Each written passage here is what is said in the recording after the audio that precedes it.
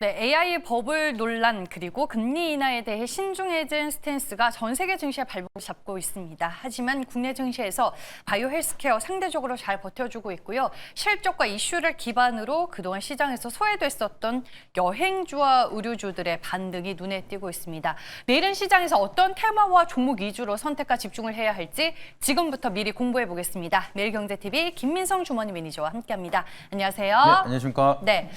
전체적으로 시장에 대한 걱정이 컸던 하루지만 그 안에서 저는 바이오 헬스케어가 잘 버텨줬다라고 생각을 하거든요. 시장 어떻게 보셨을까요? 네, 저는 사실 크게 걱정은 안 했고요. 이제 네. 항상 말씀을 드리는 게 시장에 대한 방향성이 정해져 있다 이렇게 말씀을 드렸고 제가 코스닥에 대한 장세가 올 거라고 말씀을 드리긴 했지만 그리고 나서 이제 코스닥이 막 계속 올라가는 게 아니라 매수에 대한 기회도 주고 매도에 대한 기회도 주고 이제 계속해서 잔파동이 만들어지는 구간이라 보시면 좋을 것 같습니다. 그래서 제가 저번에도 말씀을 드렸던 게 코스피랑 코스닥에 대한 밸류에이션을 맞추기 위해서 이런 식으로 조정을 주고 코스피를 조금 더 강하게 조정을 주고 회복할 때 오히려 코스닥이 좀 더 빠르게 회복을 하면서 두 가지에 대한 지수가 좀 밸류에이션이 맞춰질 거라고 좀 바라보고 있습니다. 그래서 오늘도 역시나 이제 기관에 대한 세론이 좀 깊게 이어지기 시작을 하면서 좀 과도하게 많이 밀리고 있는데 또 연말이 다가오고 있습니다. 그래서 그동안 많이 올라갔던 종목들이 대주주 양도세 회피 물량들이 나올 수도 있고요. 이제 약간 밸류에이션을 맞추기 위한 기관이나 외국인에 대한 코스피 매도세가 이어질 수가 있다 보니까 이런 구간에 너무 겁먹지 마시고 이런 구간을 우리가 잘 이해한다라고 하면은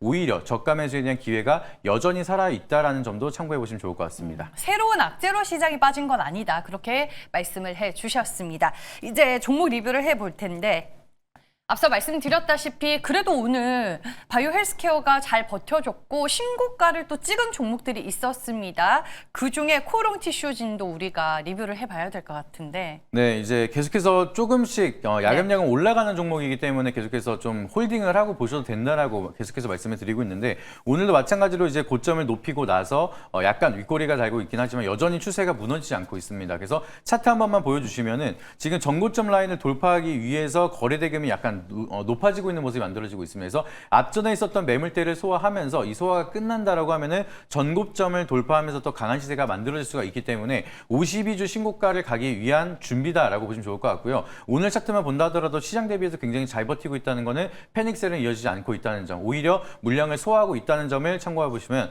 충분히 상방에 대한 룸이 더 많이 열릴 수가 있는 초입 구간이라고 보시면 좋을 것 같습니다. 네, 충분히 전고점을 넘어설 수 있는 구간이다라고 종목에 대해서 리뷰를 해주셨습니다. 이제 내일 시장 미리 준비해 보겠습니다. 어떤 키워드로 접근할까요? 네, 이런 시장 속에서도 좀 과도하게 시장에 대한 평가를 제대로 못 받고 있는 종목들이 있기 때문에 오늘의 키워드는 낙폭과대에 대한 키워드를 한번 설명드려보도록 하겠습니다. 최근 시장에서 낙폭이 컸었던 테마 위주로 접근을 하자라고 말씀을 해주셨습니다. 저는 그냥 가장 먼저 떠오르는 건 방산 섹터인데 어떤 테마를 얘기해 주실지 하나씩 확인해 보겠습니다. 첫 번째 테마는 무엇일까요? 네, 오랜만에 또 이제 맞추시는 거 시작하실까봐 방산을 뺐습니다. 그래서 오늘 첫 번째로 우리가 볼 테마는 그동안 많은 조정을 받고 있는 엔터 테마 한번 체크드려보도록 하겠습니다. 네, 엔터 나왔습니다. 어떤 이슈 체크해 볼까요? 네, 일단 최근 리포트를 보시게 되면 엔터는 트리토nomics에 대한 트렌드의 가장 커다란 수혜를 받을 것이라는 기사가 나왔습니다. 그래서 경기가 불확실성이 된다라고 하면은 약간 소극적인 사치라고 하는 이런 표현을 앞으로 이제 엔터 쪽에 대한 수요가 늘어날 것이다라는 이제 전망이 만들어지면서 엔터테인먼트에 대한 기대 실적이 더욱더 좋아질 거라는 증거과의 전망이 만들어지고 있고요. 그리고 영업이익도 평균적으로 한 45%가량 증가되고 있기 때문에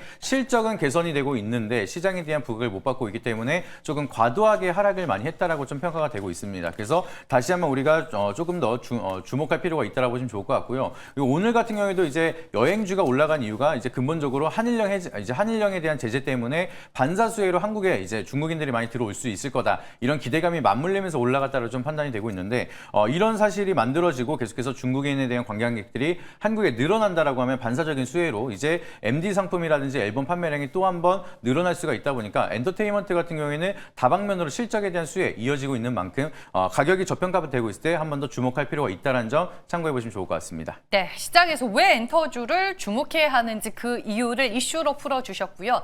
뭐니 해도 결국에는 소속 아티스트들의 컴백 그리고 활동이 가장 중요하지 않을까 싶은데 장점으로는 뭘 봐야 되나요? 있나요? 네, 여러 가지 테마 중에서도 엔터가 가장 커다란 장점은 사실 정직한 실적이 보여지고 있고 그 예상되는 실적에 따라서 먼저 차트가 먼저 움직이는 게 가장 큰 장점인 것 같습니다. 그래서 아티스트 활동에 따른 이제 정직하게 주가가 반영이 되고 있기 때문에 앨범 판매량이라든지 초도 판매량이라든지 공연 콘서트 음원 수익을 대략적으로 먼저 예측을 할 수가 있기 때문에 거기에 선반영으로 실적 기반에서 올라가는 기업들은 계속해서 가파르게 올라갈 수가 있기 때문에 우리가 좀 투자 포인트를 좀 쉽게 잡아갈 수가 있다는 게 가장 커다란 장점이라고 보시면 좋을 것 같습니다. 그리고 뿐만 아니라 K컬처에 대한 문화가 계속해서 확산이 되면서 여기에 대한 충성 고객들이 좀 다방면으로 많이 높아지고 있습니다. 그래서 아이돌 팬덤이 이제 전 세계적으로 많이 높아지고 있는 상황이고 이제 K-팝에 대한 점유율이 굉장히 높아지고 있습니다. 그래서 전 세계에서 가장 높은 점유율을 가지고 있는 게 역시나 미국이고요. 그 다음에는 인디 밴드에 대한 고향국인 일본이 굉장히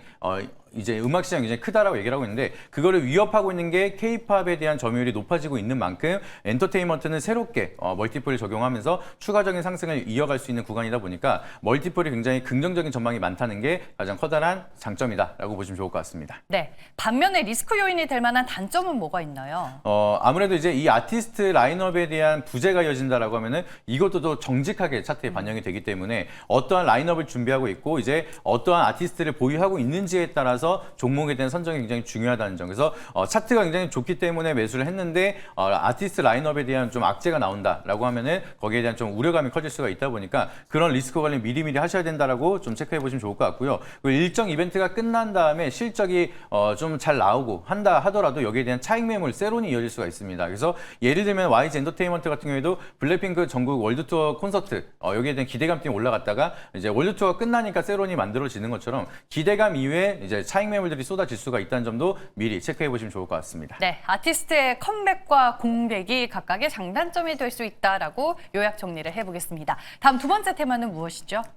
지금 최근 들어서 이제 상승장에 동참을 못하는 테마가 건설 테마이기 때문에 그동안 소외를 받고 있었던 건설 테마 한번 체크 드려보도록 하겠습니다. 건설은 진짜 거의 방송에서 안 달았었던 것 같은데 최근 이슈는 뭘 봐야 될까요? 최근 이슈를 보시게 되면 대우건설이 올해만 하더라도 18,000가구를 공급하겠다라는 역대 최대 수주를 기록을 했습니다. 근데 이걸 이제 대우건설만 보는 게 아니라 그만큼 정부에 대한 정책 수혜가 이어지고 있다라는 점 그리고 민간 투자가 확대가 되고 있다라는 게 굉장히 좀 긍정적인 시그널로 볼 수가 있기 때문에 주목할 포인트가 있다라고 보시면 좋을 것 같고요. 그리고 어제도 말씀드리긴 했지만 삼성전자가 이제 국내에 5년 동안 450조를 투자한다라고 얘기를 했습니다. 그래서 삼성그룹뿐만 아니라 SK그룹, 이제 LG그룹, 현대그룹이 국내에 투자를 늘려간다라는 거는 거기에 대한 건설 수주도 늘어날 수가 있기 때문에 민간 투자가 확대가 되고 정부 정책에 대한 수혜가 이어진다라고 하면은 경기 부양책으로 건설 업황이 빠르게 회복이 될 수가 있다 보니까 여기에 수혜를 받을 수 있는 기업들 주목해 보시면 좋을 거라고 말씀드리도록 하겠습니다. 네, 뭐 이슈를 통해 풀어주셨다시피 건설 경기라든지 정부 정책의 영향을 상당히 많이 받는 테마 중에 하나인데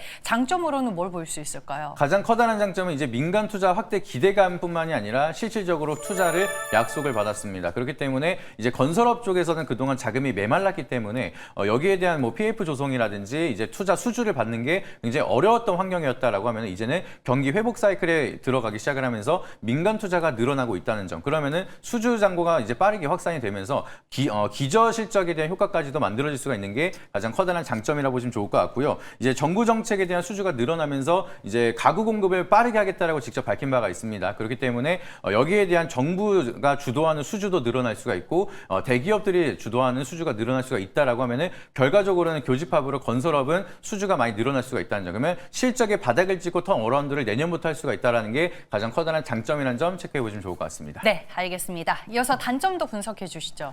단점으로 보시면 그동안의 경기 침체가 너무 오랫동안 이어지다 보니까 코로나 팬데믹 이후에 거의 건설업황이 거의 휘청거릴 정도로 실적이 안 좋았습니다. 그러다 보니까 여기에 대한 좀 악화 기업이 이어진다라고 하면은 버티기 어려운 이제 수주가 늘어나는데 이제 대기업 위주로 수주가 들어가면은 그 와중에서도 못 버티는 기업이 나타날 수가 있다 보니까 거기에 대한 실적 리스크 우리가 미리미리 체크해 보셔야 된다 미리 말씀드리도록 하겠고요. 그리고 오랜 기간 동안 가격 조정이 이어지는 기업들이 너무나 많기 때문에 단발적으로 반등이 나온다 하더라도 악성 매물이 빠르게 출회를 한다라고 하면 또 주가가 밀릴 수가 있다 보니까 그런 부분도 우리가 어떤 종목 선택을 해야 되고 명확하게 실적이 개선이 될 수 있는 종목 잘 선별하는 게 중요하다는 점 체크해 보시면 좋을 것 같습니다. 네, 최근 시장에서 하락폭이 유독 컸던 두 테마 모두 알아봤습니다. 내일 어떤 테마로 갈까요? 좀 이제 아무래도 긴 호흡으로 본다라고 하면 제가 봤을 때는 건설이 좀 길게 좋은 흐름을 보여줄 수 있지 않을까 생각을 하고 있는데 지금은 이제 내일의 테마기 때문에 좀 더 빠르게 반등이 나올 수가 있는 거는 엔터 쪽을 한번 선택해 보도록 하겠습니다. 당장 내일을 위해서 엔터를 보겠습니다. 종목은 어떤 종목으로 접근할까요? 이제 아시는 분들 다들 아실 거고요. 제가 이제 내일의 테마에서 한번 설명을 드렸던 종목이긴 한데 좋은 자리가 다시 나왔기 때문에 다시 한번 설명을 드리는 디어유 종목 한번 체크 드려보도록 하겠습니다. 네, 제공약에 들어갑니다. 디오유의 투자 포인트 들어볼게요. 디어유 같은 경우에는 이제 최근 들어서 SN그룹이 움직이고 있는 게 비핵심 자산에 대한 매각이 지속적으로 이어지고 있습니다. 근데 가장 커다란 호재는 디어유는 살아남았다는 게 가장 커다란 호재라고 보시면 좋을 것 같고요. 이제 버블 플랫폼은 이제 주력이라고 이제 인정을 하고 있는 만큼 이제 매각을 하지 않고 여기에 대한 플랫폼에 가속화를 하고 있다는 게 추가적인 성장에 대한 모멘텀이 앞으로도 더 커질 수가 있다는 점 참고해 보시면 좋을 것 같습니다. 그리고 이제 텐센트 뮤직이랑 버블이랑 협업을 진행을 하고 있는데 여기에 여러 가지 아티스트, 국내 아티스트뿐만 아니라 중국 아티스트들까지 추가적으로 들어갈 전망이 만들어지고 있습니다. 그렇게 된다라고 하면은 충성 고객들이 한국에 있는 충성 고객들로 이제 수익화를 빠르게 진행하는 것뿐만 아니라 중국인들에 대한 유입도 이제 빠르게 진행이 된다라고 하면은 지금보다도 더 높은 멀티플이 이어질 수가 있다 보니까 여전히 가격적인 메리트가 굉장히 높다는 점 그리고 성장에 대한 모멘텀도 계속해서 커질 수가 있다는 점을 참고해 보시면 좋을 것 같습니다. 네, 주가 보니까 6월 말 이후로 좀 많이 빠졌네요. 맞습니다. 그래서 저는 메리트가 충분히 있다라고 좀 보고 있고요. 차트를 보여주시게 되면은 오랜 기간 동안 고점을 찍고 많은 하락을 했습니다. 그래서 저는 지금 구간이 거의 대바닥권이 왔지 않을까 이렇게 생각을 하고 있기 때문에 현재 주가에서도 넥스트레이드 현재가로 편입이 가능하다는 점 말씀드려보도록 하겠고요. 여기서 이제 바닥을 다지고 나서 추가적으로 반등이 나온다라고 하면은 1차 목표가는 박스권 상단 부근 이제 224일선보다는 조금 아래로 이제 43,000원 1차 목표가로 말씀드리고 손절가 라인은 추세를 이탈하는 29,500원으로 조금 타이트하게 말씀드려보도록 하겠습니다. 네, 가격 라인까지 모두 전해드렸습니다. 네이버 밴드로 만날 수 있는 방법 마지막으로 들려주시죠. 네, 네이버 밴드 김민성 검색하시게 되면 다양한 인사이트들 자세하게 말씀드리고 있습니다. 최근 들어서 바이오뿐만 아니라 많은 테마들의 순환 사이클이 빠르게 움직이고 있는데 지금 기점에서 우리가 정말 바로 봐야 되는 테마들이 뭐가 있는지 가장 빠르게 말씀드리도록 할 테니까 네이버 밴드 김민성 검색하셔서 다양한 인사이트 꼭 한 번씩 참고하시길 바라도록 하겠습니다. 네, 오늘 말씀은 여기까지 듣겠습니다. 고맙습니다.